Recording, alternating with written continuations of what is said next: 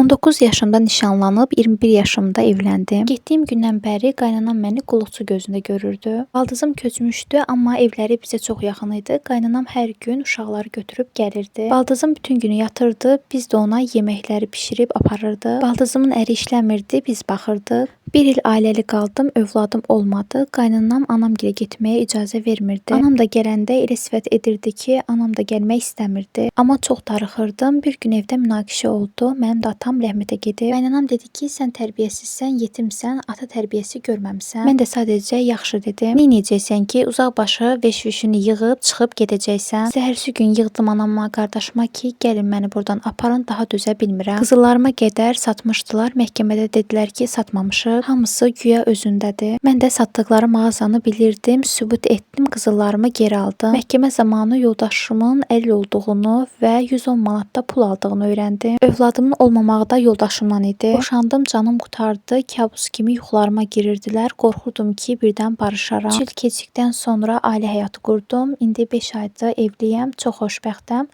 Övladım yoxdur, amma inşallah ki, olar.